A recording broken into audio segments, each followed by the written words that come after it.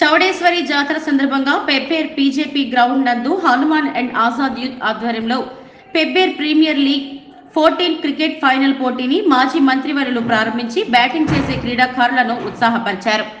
నాయకులు, నిర్వాహకులు, క్రీడాకారులు మాట్లాడుతూ నిరంజన్ రెడ్డి ఎంతో కష్టపడి ఇరిగేషన్ శాఖ అధికారులతో మాట్లాడి పెబ్బేర్ పట్టణానికి తలమానికంగా బీజేపీ గ్రౌండ్స్ ఏర్పాటు చేశారని వారికి కృతజ్ఞతలు తెలియజేశారు.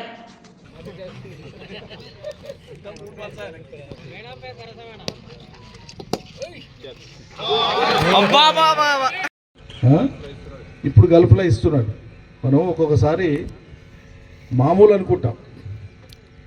ఆ పిల్లగాడు ఊర్లో సెలవులలో చాడినప్పుడు ఆ జతగాళ్ళు ఎవరు కూడా ఈ పిల్లాడు ఇంత పెద్దోడైతే అనుకోలే కదా. కానీ ఇప్పుడు ఆ ప్లాన్ కింద నేర్చుకునేటువంటి వాళ్ళు రేపు వర్ధమాన క్రికెటర్స్ ఎంతమంది తయారవుతారో తెలియదు, అంత గొప్పగా శిక్షణ ఇస్తున్నాడు.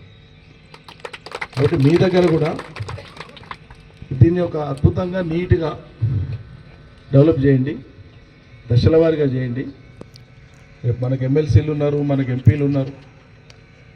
ఇప్పటికిప్పుడు కాకపోయినా రాబోయేటువంటి రోజులలో కొంత వెసులుబాటు చూసుకొని 6 నెలలకు ఏడాది తర్వాత కొత్త సమకూరుద్దాం, చేద్దాం, బ్రహ్మాండంగా చేద్దాం, అభివృద్ధి చేద్దాం. మీరు ఒక ప్రణాళిక మనం ఇంతకుముందు అయితే మీరు ప్లాన్ చేసినారో ఇంటిగ్రేటెడ్ స్పోర్ట్స్ కాంప్లెక్స్ మొత్తం, దాంట్లో ఒక్కొక్కటి మన నిధుల అవైలబిలిటీని బట్టి ఒక్కొక్కటి చేసుకుంటూ పోండి. అట్లా ప్లాన్ చేసుకోండి. 1 ఇంచు స్థలం కూడా వృధా కావద్దు, రేషనల్గా వాడాలి దాన్ని. మీరు తక్షణ మున్సిపాలిటీకి వెళ్ళి ఈ జాగాలో కాకుండా కొంచెం పక్కకు, ఇదే జాగాలో కాకుండా పక్కకు టాయిలెట్స్ నిర్మాణం చేయండి ఫస్ట్. అది అత్యవసరం.